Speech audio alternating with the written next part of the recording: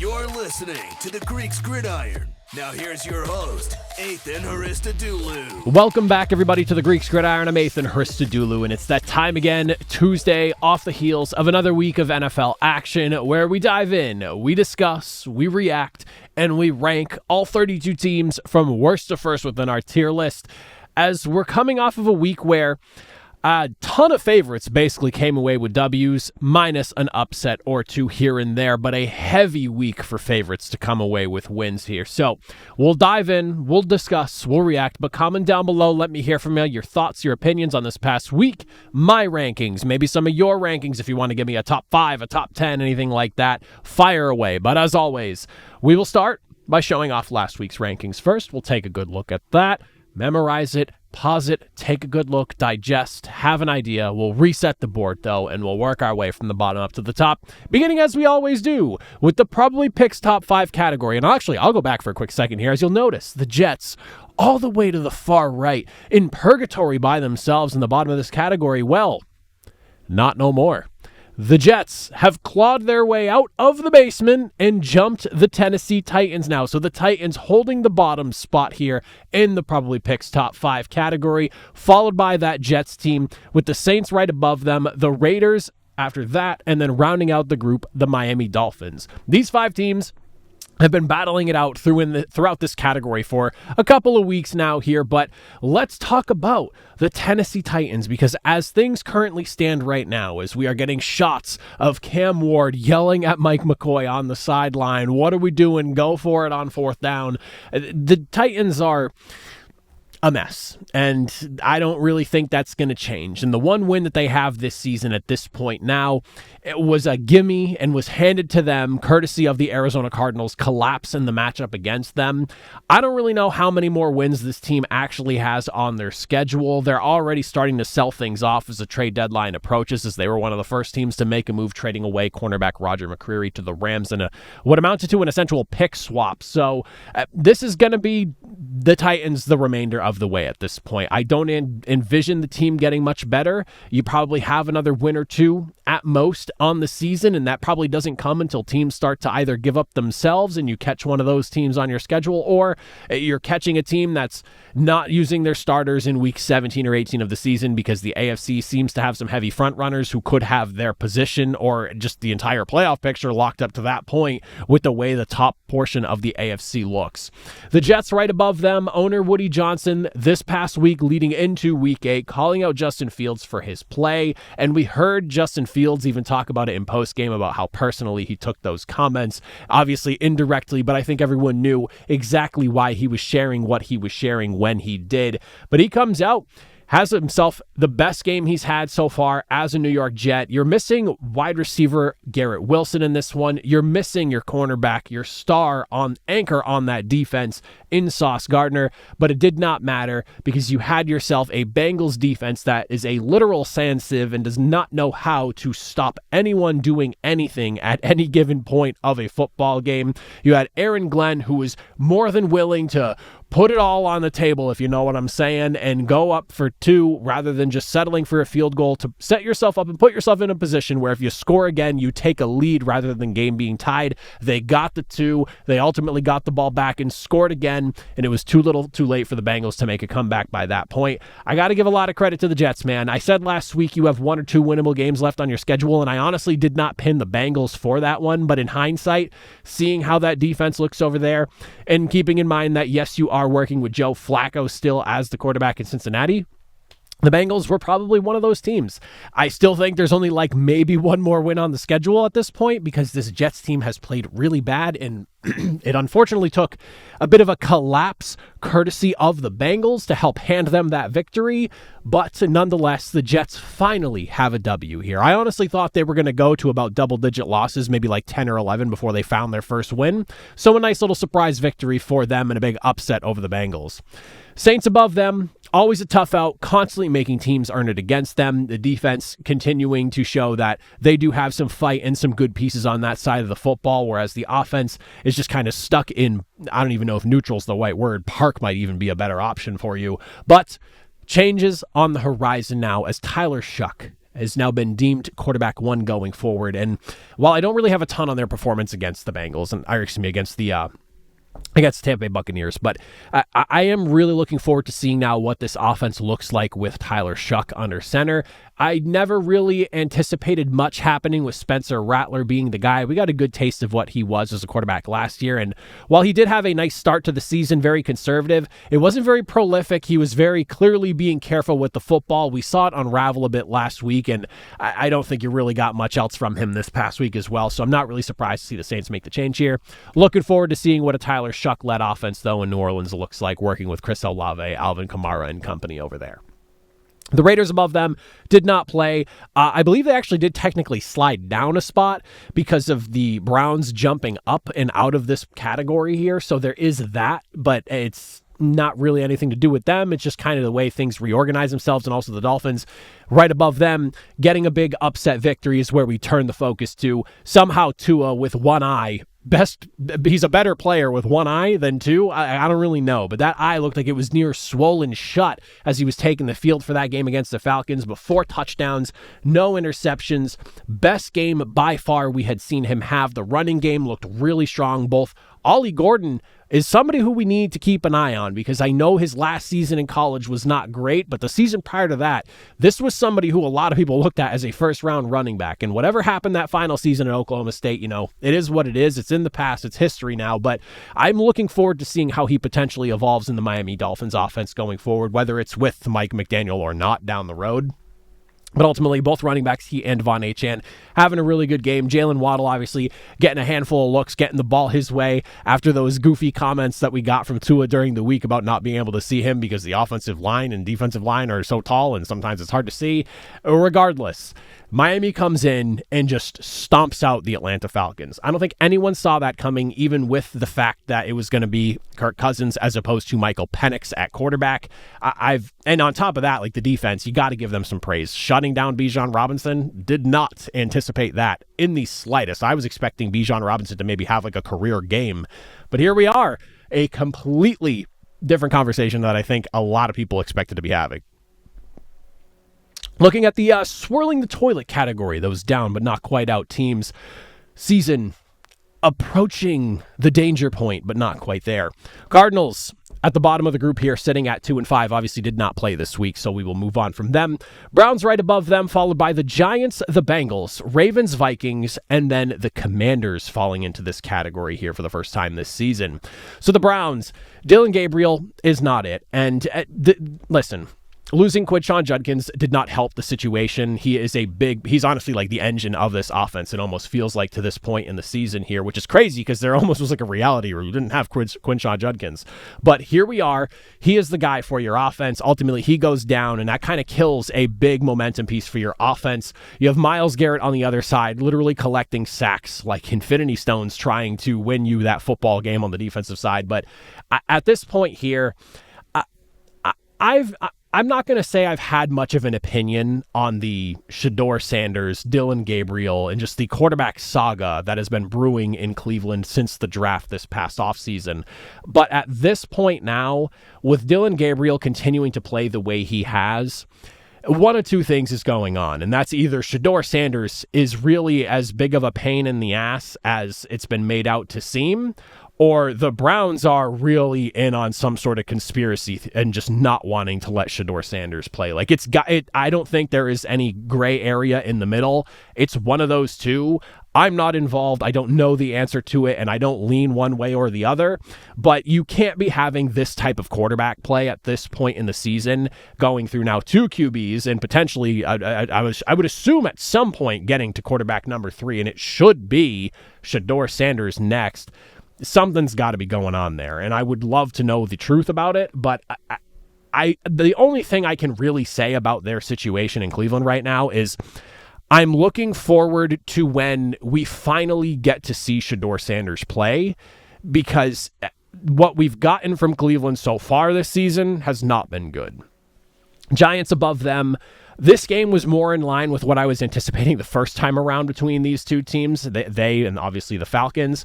But unfortunately, all of that gets overshadowed by the loss of Cam Scatabo. Like, regardless of how bad this game ended up going for the Giants, the real loss here, more than anything else, in a season that never really had a ton of high hopes anyways, the fact that you now lose Cam Scatabo to a devastating injury for the rest of the season, after all the excitement that he and Jackson Dart were building together, even if they were losing games the rest of the season, but they were at least keeping things interesting on offense, you could feel good about what was at least building going forward. This is like having the rug pulled out from underneath you. So Giants fans, I'm really, really sorry that this is the current case that you're in right now. The broadcast did not show the replay, but Red Zone sure as hell did. I caught the replay on there. So shout out to Red Zone, I guess, for giving everyone a nice clear shot of that.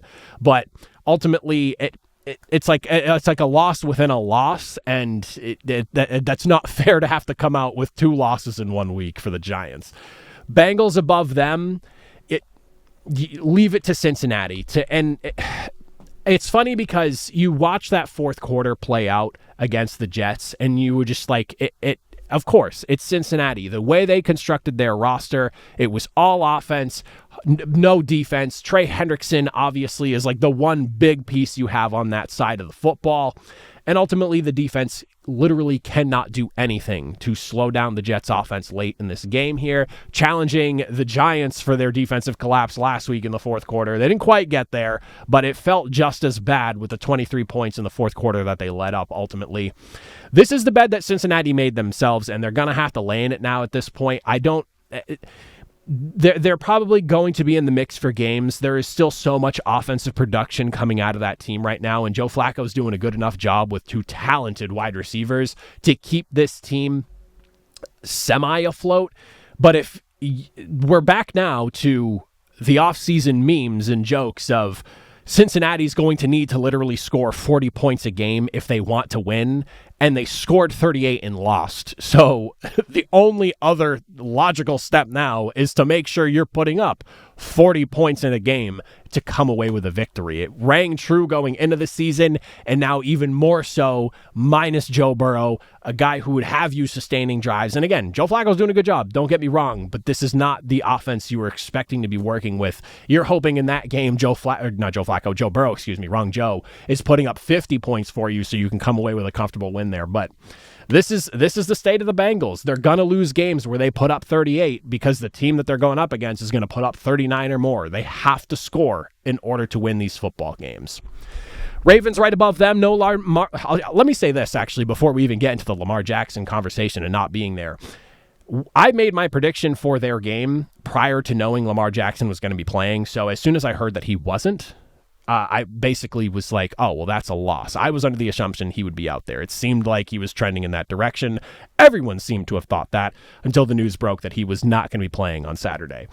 I chalked it up as a loss, and I'm glad to say that it worked itself out. That was insane to watch. Ball security was everything for this Ravens team in this game, especially when you're going in. You don't have Lamar Jackson now. You're leaning on Derrick Henry. You're leaning on your skill guys to help out Tyler Huntley, who, for what it's worth, when he's starting in the backup role for the Baltimore Ravens, has been pretty good throughout his career. Maybe it hasn't worked out so well in other places, but it has worked out well for him in Baltimore. And no turnovers against a Bears defense who prior to this game came in averaging almost 4 turnovers a game for the last month. That was basically the focal point, was just, can you protect the football, lean on a now healthy defense who everyone is basically back at this point. You're getting a true look as to what this Ravens defense is supposed to be, and you got that. Great defense from them. This is now back-to-back games where they've held teams to 17 points or less. It feels like this team is finding itself. And now Lamar Jackson sounds like he's going to be good to go on Thursday Night Football. You got a Dolphins team that you should absolutely be beating coming up. Things are trending in the right direction for the Ravens, both sides of the football. Great to see. I think it's good for the NFL if the Baltimore Ravens climb their way back into this playoff picture. They've got a long road ahead of them. They've got to win at least, I would say minimum 8 more games, maybe 9. And there's, I think, 7 games played for them? They've got 9 more games left on their schedule. They basically have to win out the rest of the way. Vikings above them. There's a piece of me that wants to talk about the performance on the football field, which was obviously not great. But I think my real beef with the Minnesota right now was just the handling of Carson Wentz. he has apparently had a torn labrum now for the last 2.5 games. And I can't believe that they've been letting, and I know it's not his throwing shoulder, so it is what it is. Like, he had the giant girdle thing on his left shoulder in that Thursday night football game. I just don't understand why you're having him do that and why you're not protecting him from himself as an organization. And I'm going to put the tinfoil hat here on for a second. There is a piece of me that really feels like there are some serious doubts about J.J. McCarthy. He's been suited up. He's been available as the emergency QB, and he's not playing. And they've just been riding Carson Wentz for 2.5 games with a torn labrum. So the only direction that can lead you in logically is they do not believe in J.J. McCarthy. And I'm going to stand on that hill now. And until I'm proven otherwise, that's pretty sus. So whether J.J. McCarthy's injury has been as bad as everyone has made it out to seem from Minnesota's end remains to be seen. I'm assuming he has to be the QB now. At this point, he should be ready to go. And it sounds like, at least seems like, he could have potentially been able to go if you needed him. Again, he was suited up. He was ready to play if needed. So I don't know. I don't like the handling of that. Like, at the human level, like, I get, like, you know, this is the NFL. You got to win these games, but like at some point, like, it is just a game. And at the human level, like, you now have Carson Wentz going under the knife for season-ending surgery that's probably going to end up being more invasive and the injury being worse than it could have been a couple of weeks ago had you taken him out and told him, hey, torn labrum, dude, you're done. But no, you kept him in for 2 more games and he got slaughtered in that last one. So we'll see. I do not agree with the handling on that, though. So I have more of a beef with that than just the piss-poor play you got from the Vikings. Commanders right above them. No threatening passing attack. Marcus Mariota not having a great game by any means. And with that, it kind of puts you in a position where the defense can key in, KC that is, on the running game. And you couldn't really get much going on the ground as well. The unfortunate situation is that no Jaden Daniels, but you finally get back all your key skill players, especially at wide receiver. It's going to put your offense in a bit of a bind. And Marcus Mariota is a good backup, and he's had some good moments for this team in relief of their starting quarterbacks over the last few seasons. But ultimately, this is a Chiefs team that's finding themselves, and not really surprised at the end result of this game here. You're basically just waiting on Jaden Daniels to return now at this point, and hopefully you can keep this season afloat. You're sitting right now in a decent spot. I wouldn't say you have to sound the alarm or anything. It's just, can Jaden Daniels get healthy, and can you get him back on the football field so this team can get back to playing the football that they're expecting to play every week? Going into the 500 club, the Jeff Fisher category, everyone's favorite here. The Cowboys at the bottom of this list, followed by the Texans, the Falcons, the Panthers, Jaguars, and Bears. The Cowboys, their defense is awful. It is god-awful. And the offense going up against a Broncos defense did not have quite the success they've been having. And I honestly expected a little bit more out of them, but the defense, man, this Broncos offense by no means has been electric this season. They've had a few good games, but they have by no means really wowed anybody. Like, the last couple of weeks have been rather underwhelming for this Broncos offense, so much so that a lot of people, myself included, were questioning just exactly where this offense was. Now here we stand. They're coming off of by far their best performance offensively, and who do you know allowed it? The Dallas Cowboys and that terrible defense. This is a very similar situation to what the Bengals are going through. It's just in the NFC with the Cowboys. If they're not scoring 35 to 40 points, they might not be winning their football games. Texans above them, 5 different receivers catching 4 or more passes in this one here. One of the most balanced attacks we have seen from this Texans team all season long. And it went against a team that, despite all the injury circumstances that they've been dealing with, they've looked good.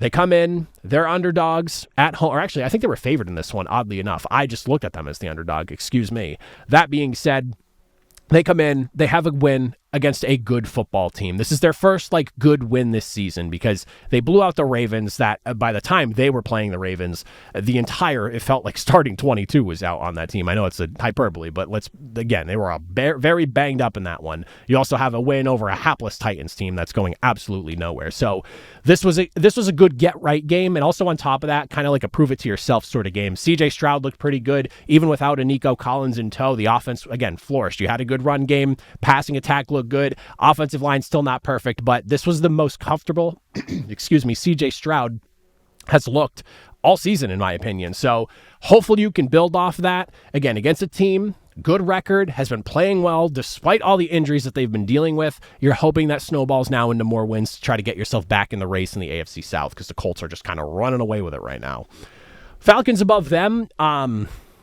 I will say with this entire category here, this Jeff Fisher 500 group, if you wanted to organize this in any sort of way differently, like if you wanted to completely flip the group, I definitely think that's fair. This whole group of teams right here is in a very weird place where they have bad wins, bad losses, bad wins, bad losses, good wins, good losses. Like, it's a very interesting group. The Falcons, I feel like, are kind of the epitome of this group right now. They have some impressive wins and they have some horrendous losses, and this week was obviously one of those horrendous losses. I don't really know what to make of Atlanta, and I know they didn't have Drake London in this game. I know you didn't have Michael Penix in this game, but to get your doors blown out by the Dolphins after the way the Dolphins have looked all season long, I don't even know if having Drake London, Michael Penix changes the result of this game. It ends up probably being closer, and that's more so because Drake London than Michael Penix, because Michael Penix has had a bit of a roller coaster season himself. So I don't know how much of the game changes. I honestly still think if you have Drake London and Michael Penix, you're probably still losing this matchup here. Like, I don't think those two guys swing 24 points in your direction. So this is I don't want to call them a fake team or a bad team or a good team or a pretender or a contender. I don't know what to make of this team, because you have an impressive primetime victory over the Bills where the defense looked phenomenal, and the defense has looked phenomenal for a vast majority of the season. They're statistically the best pass defense in the NFL right now. They're doing a great job, but I don't know. It felt like you were just not prepared for Miami at all. The Panthers, after them, as I've been saying, I believe Rico Dowdle should be the starting running back for this team going forward, and it sounds like that's going to be the case. Ultimately, though, getting the doors blown off by the Buffalo Bills, it just kind of felt like, again, another team that was not ready for the opponent they had coming in that week. Buffalo felt like they had been planning for this comeback type of resurgence game for them for 2 weeks. It felt like they had that time. Andy Dalton was just not up for the task in this one here. I think he had, 3 turnovers total in that game. So you're hoping that Bryce Young gets back sooner rather than later and you can get this offense back on track. But the one thing I will be excited to see is just how far Rico Dowdle can go for this team, because they ultimately gave Chuba Hubbard the opportunity coming back from injury to be the guy. But I know all the Rico Dowdle fantasy owners and even a lot of Panthers fans felt, it's unfortunate you don't want to, take a job away from a guy due to injury, but Rico Dowdle, man, those 2 weeks prior to Chuba coming back was just unbelievable. And to basically slow that down, because this guy was our starter before he got hurt, it's a complicated thing. It's the NFL. Weird stuff like that happens, but you can't deny what Rico Dowdle did those last couple of weeks he had as a starter. So I'm excited to see if they just kind of stick with him now and do that going forward. But at the very least, Dave Canales has acknowledged that, and I'm anticipating that we're going to see more Rico Dowdle going forward. And I think that's to the benefit of this offense, all things considered. Jaguars obviously didn't play this week, so the Browns round out the category here. The big conversation with Chicago really comes down to the consistency of Caleb Williams at this point here. He has some really, really wow type of moments where you see him throw the football, the delivery, and the way the ball just travels through the air and gets to the receiver. You go, that is the first overall selection talent that Chicago drafted him for. You then get into the thick of the, and that's right out of the gates. You get into the thick of the game, things slow down. He's erratic with some of his throw decisions, and just it's not pretty by any means. Then you get into late into the game, and for whatever reason, he tends to find himself again when things are starting to get into crunch time. Ultimately, that is not a recipe for success, especially when you're playing against a team that has a really good defense in Baltimore when they're healthy, apparently. And on top of that, it feels like Chicago's in this place right now where if their defense isn't just forcing an ungodly amount of turnovers and giving the offense every opportunity to score, they may not be able to win these football games. Because you go back, like I mentioned just not too long ago, the Bears, again, coming into this game here against Baltimore, were averaging basically 4 turnovers a game for a month straight. 4 straight games. They were at, 4-3 and 4-4 turnovers, something in some order like that. But now you take those 3 to 4 turnovers away, and you look at 16 points from the offense, and it's a middling group altogether. Not to mention the run game got shut down as well. So the Bears are in a weird spot. I will say that I'm losing my voice here. I will say that I feel like the Bears are in a better spot than they have been in years past, and I definitely expect Ben Johnson to kind of right the ship and get them back in the win column again here soon. But there are some obvious flaws with this passing attack right now, and I think a lot of it starts with Caleb Williams. Going into the playoff hopefuls and Super Bowl contenders category, before I even explain the rules, as I always do, I feel like there is a bit of a gap between everyone in this category and the 3 categories below. Like, it feels like the top 14 teams in the NFL are starting to separate themselves. The 49ers who are obviously not shown yet, might be like the one exception here because they could trail off, as luck is eventually going to run out with all these injuries they're dealing with. But that being said, 7 teams from the AFC, 7 from the NFC. You have all 8 division winners and then 3 wildcard teams from each conference. We start with the playoff hopefuls, and it begins with the 49ers. Following them up, we have the Chargers, the Steelers, Bills, Broncos, Patriots, Rams, and rounding out the category is the Tampa Bay Buccaneers. So like I said, the 49ers feels like the luck may potentially be running out here. Injuries were always going to catch up to this team, especially on the defensive side of the football, but it's not even like the defense let up a ton.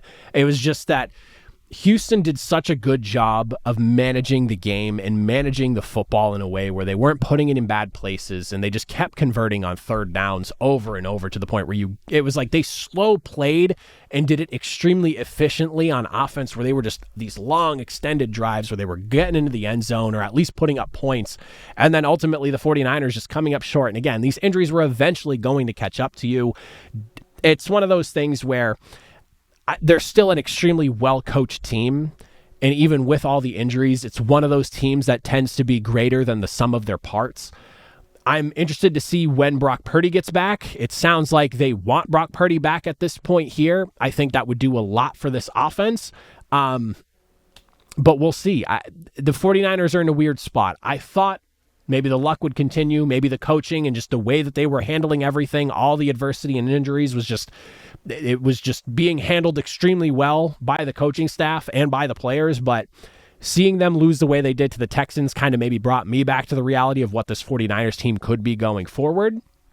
So now I'm, fringe playoff team at the number 14 spot, but still nonetheless a team with still a really good record.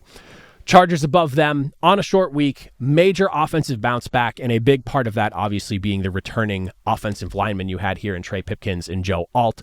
Cannot be more excited to see this offense flourish with those 2 guys back in the fold here. Gadsden's been the story as he continues to be a lightning rod for this offense here. And then on top of that, Kamani Vidal now, in 2 of his last 3 games, going well over 100 yards rushing on the ground and just being a big piece out of the backfield for an offense that lost 2 of their starting running backs in both Najee Harris and Omarion Hampton at varying points in the season here. I think that this will be interesting to see, because if the Chargers offense can just stay healthy, I think they can be one of the more prolific teams in the NFL. The offensive line has just been obliterated, and I think that's kind of hampered this offensive production for the Chargers the last few weeks. Joe Alt stays in there. Pipkins can stay there. Obviously, you're not going to get Rashawn Slater back this season, but you at least have the majority of your starting line in there, as long as Mekhi Becton's not leaving and in and out of games as well. This offense can get back to what it was doing, which was being a very pass-heavy offense and able to move the ball through the air effectively. Steelers above them, for whatever reason, the Steelers and it feels like a recurring theme now for I don't even know how many seasons at this point here. The Steelers have this problem with finishing drives and just having to settle for field goals. And at some point, that needs to be figured out. And you look at the first half, to come away with just field goal, and then only coming away with another, was it a touchdown at some point in the second half, and then more field goals. They have to figure out how to punch the football into the end zone more consistently. There's a lot that you can point at, whether it was offensive line, DK Metcalf and Aaron Rodgers not being able to hook up on some of the big passes between the 2 of them. You then look at the defensive side of the football now, and you look at the season and the way it stood. You have 4 poor performances from this defense. The last 2 weeks and the 2 first weeks of the season, sandwiched in with a handful of good games there, 3 to be exact. But it's clear to me that the defensive side of the ball in Pittsburgh is struggling big time with really good wide receiver rooms, and that's kind of a problem.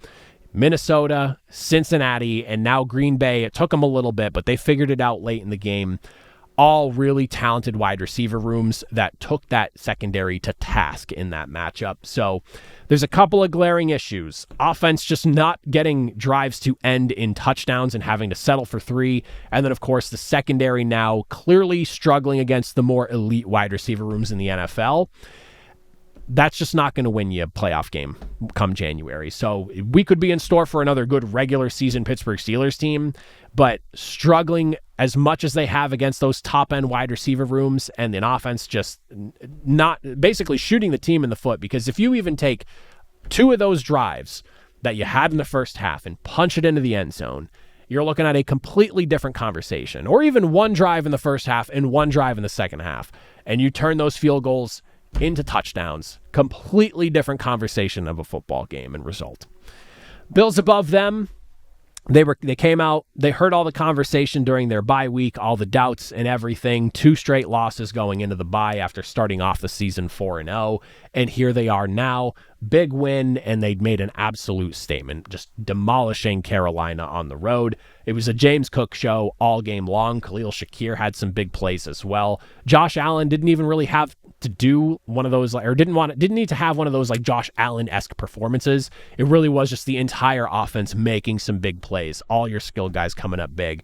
Defense did a hell of a job making that game a nightmare for Andy Dalton with the 3 turnovers they forced. Completely shut down the run, or at least slowed it down at the very minimum. But they definitely silenced a run game that had been going crazy in Carolina for the better part of the entire season, and especially those last few weeks coming into it. So good spot for the Bills to be in right now. Great bounce back type of game, kind of to remind everybody that, we are the Buffalo Bills. We're still one of the class in the AFC. So interesting result for them, because I thought Carolina would maybe hang around with them a little bit more.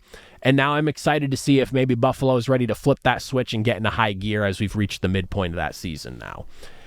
Denver Broncos above them. Probably one of the most complete games we've seen from Denver this season, and honestly in like the last couple of seasons. This was a great game start to finish. They absolutely overwhelmed Denver in every facet of this football game, offensively and defensively. I think the big discussion, though, coming out of this game, you come away with a massive win. The offense looked great. The defense gave the Cowboys fits all game long. You handled their elite wide receiver room where you have George Pickens on one side, CeeDee Lamb on the other side extremely well. And then you lose Patrick Surtain. So now all eyes are going to turn on the defense here. Great defensive front, still a strong secondary, but how much does this defense now suffer losing their guy, who I consider one of the best defensive players in the NFL right now, coming off a Defensive Player of the Year award last year, Patrick Surtain. Big shoes to fill for the duration that he's going to miss, but hopefully it's less time rather than more time here. But I mean, by far, best game we've gotten from Denver so far this season from start to finish. It never felt like there was going to ever be a comeback on the Cowboys' part in that one. Patriots right above them. Drake May, firmly square in the conversation for MVP at this point here. I'm not saying he's going to win the MVP award, although there needs to be some serious consideration. If you want to spout off about their schedule and how weak it is, I get it. But he's leading this Patriots offense in a way that he should be against these really bad teams if he is an MVP type of player, because they're going in and they're stomping out these bad teams that they have in front of them. You saw the way they blew out the Panthers. You saw the way they blew out the Browns. You saw the way they blew out the Titans. Yeah, offense can start a little bit slower in the first half. Defense starts to pick things up, and then the offense typically gets rolling by the second half, and they start dumping the points on. And they left some opportunities out there. And they took a Cleveland defense that a lot of people have been praising as one of the best, if not the best defense in the NFL, to the absolute limit on that game. So between Drake May's performances, you finally got a big game out of Travion Henderson. Kayshon Boutte continues to emerge, and at this rate, kind of feels like he is jockeying for the at least name rights of wide receiver 1 in this Patriots offense, because he is just making a big play at minimum once a week, maybe if not maybe twice. Yes, it's a weak schedule, but they're dumping on those bad teams. And I think that says a lot about them. If they were like squeaking past everybody and just barely getting it done, and you're facing all these 1, 2, 3 win teams, I get it. I'd understand the doubt, but they're going in and they're decimating them. And they have a good win over a Buffalo Bills team that is 5-2 right now. So, and coming off of their own blowout victory themselves. So they're no slouches by any means. So I like the direction this Patriots team is heading. It's clear Mike Vrabel has this ship in the right direction. Rams above them did not play this week, so we don't have anything to touch on with them. And then the Buccaneers round out the category. Certainly not a pretty game offensively. Yeah, especially that first half, 17-play drive ending in a turnover on downs. You had a fumble in the second quarter as well. And on top of that, you're not really moving a lot. You had a 3-play drive that ended in a punt, 5-play drive that ended in a punt. Bit of a nightmare for the offense in that first half, but the defense thankfully lights out, keeping that Saints offense in check the entire game. Aside from a field goal you let up, whether it was letting them drive down the field and ultimately taking the ball away from them, whatever it may have been, they were basically just ripping the soul out of the Saints offense every opportunity they got, and the offense benefited from that. Second half comes around, you get 4 straight scoring drives, touchdown, field goal, field goal, field goal. It is what it is, but you still get the job done. The Saints have been a tough out this season, so I do want to give them some credit. The Saints defense is honestly better than I think some people realize. Again, they still have some talented guys on that side. They're working their way towards finding their new quarterback. As much as I'm anticipating and looking forward to what a Tyler Shuck-led Saints offense looks like, I don't think he's the long-term answer there, and I think they have their eyes set on a quarterback in this year's draft more than anything else. But good game on the Buccaneers to get the win, at the very least, even if it wasn't pretty. Defense looked phenomenal. Going into that Super Bowl contenders category here, the final group of the rankings. We begin with the Lions, who obviously did not play this week, followed by the Chiefs, the Eagles, the Packers, the Seahawks, and then the Colts rounding out at the very top here. So Lions obviously not playing this week, but I still have them squarely in that Super Bowl contenders category. Chiefs right above them. Unfortunately for the rest of the league, feels like Kansas City is back. You're going up against a Commanders team that's missing their starting quarterback. A lot of people having discussions about what this run defense is like and what they're able to do. They are still one of the better passing defenses in the NFL right now, not allowing a ton of points per game. And they come in. Mahomes had, maybe one mistake, which led to an interception. The other interception obviously was just a bad bounce off of Travis Kelce's hand into a defender. The offense is humming. The passing game is opening up, which is in turn allowing the running backs to find success as well. And the defense looking as good as you would like them to be by the midpoint of the season. Come away with a couple of interceptions, a couple of 4th down stops. You hold the team to 7 points when it's all said and done. The exact type of game you should have against an opponent in the situation that they are in if you are a contending team. This is not the team the rest of the NFL wants to see at this stage of the season. They are getting healthy at the right time. They've gotten all their players back at this point now. It was fun for a little bit to not have the Chiefs in that picture and not firmly be in there. Unfortunately for everybody, it feels like the Chiefs are making their way back to the top. They've got some work to do and they've got some ground to cover in the AFC, but they're getting right at the right time. The Eagles, Saquon Barkley, Tank Bigsby. Holy cow. Finally figured it out on the ground. Yeah, it's against a Giants team that's pretty down and out, and losing Cam Scatterbo feels like it completely took the wind out of that football team. But you torched them. 254 total yards on the ground with a touchdown to Saquon. Defense also came into this game absolutely ready to play, and they definitely came to play to right the wrongs of the first matchup, and that was kind of what I talked about in the preview for that game. I felt like this team was going to come in and essentially erase what that first game was. And they did it by coming in and completely dominating the entirety of that game, essentially from start to finish. And it all started with that ground attack over there. Jalen Hurts didn't have to do a ton, still came away with 4 passing touchdowns, got a couple of Dallas Goedert on National Tight Ends Day, but defense came in, they did great, shut down the run, sacked Jackson Dart 5 times. They did not really allow a ton. I mean, you had a late 4th quarter touchdown that made the game look a lot closer than it actually was. The Giants basically had 13 points at the finish of that football game. Score is obviously closer than the actual result of the matchup, but this is a good win for the Eagles, and kind of one of those after losing that game to the Giants, you needed to circle back and come back and not only beat the Giants here, but kind of kick their teeth in and kind of one-up them for what they did to you. And I think the Eagles squarely did just that. They're 6-2. They're winning.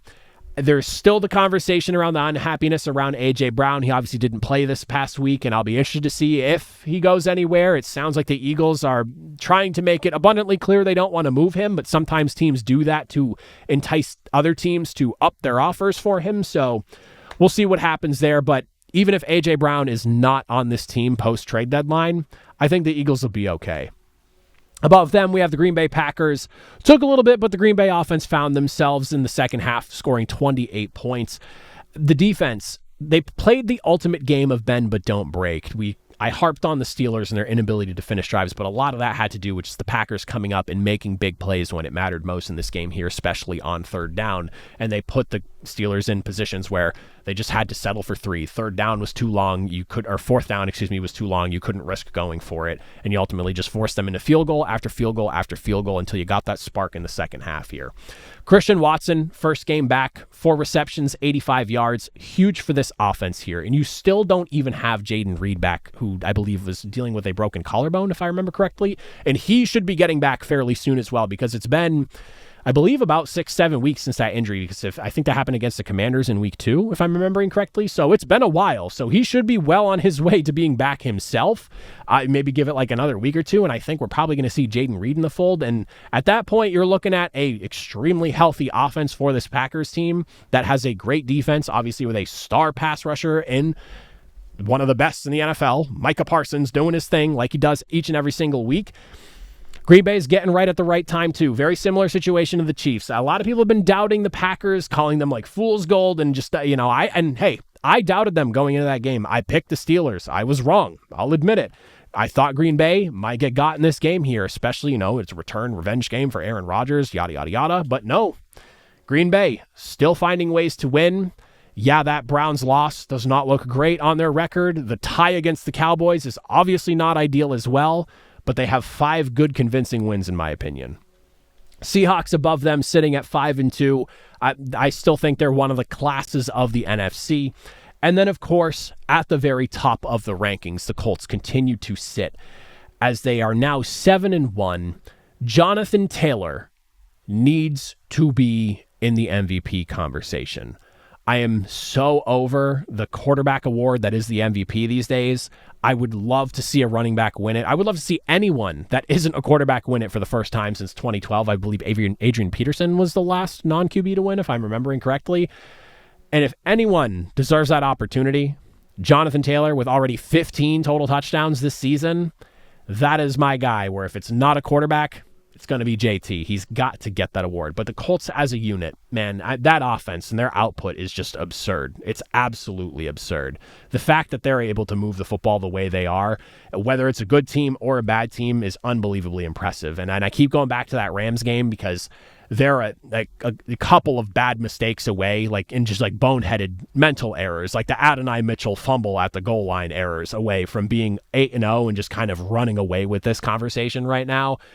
Daniel Jones continues to just play good football, and he's wildly benefiting from, at this point, I'm just about ready to say the Colts have the best offensive line in the NFL, because the running lanes that we saw them opening up against that Titans team was unbelievable. There's an image going around right now of Jonathan Taylor just sprinting through what looks like the parting of the Red Sea, but it's his offensive line clearing the Tennessee Titans out of his way for him to just sprint down the field. There is a lot of good going on right now. The defense is playing really well. You are getting unbelievable offensive production right now at a level that nobody can quite match. So besides maybe the Lions, maybe the Bills, but Indianapolis is doing some incredible stuff right now. So they stand at the top at number 1. I genuinely, week after week, cannot believe I'm saying that, but here we are, still sitting there, still winning football games, and they look like the best team in the NFL right now. So we'll see where things go from here, but those are my rankings coming out of week 8 and going into week number 9 of the NFL. As always, comment down below. Let me hear from you. Thoughts, opinions. What do you agree with, disagree with? But if you made it to the end, I greatly appreciate it. I will see you all tomorrow for us to preview Thursday Night Football's next matchup.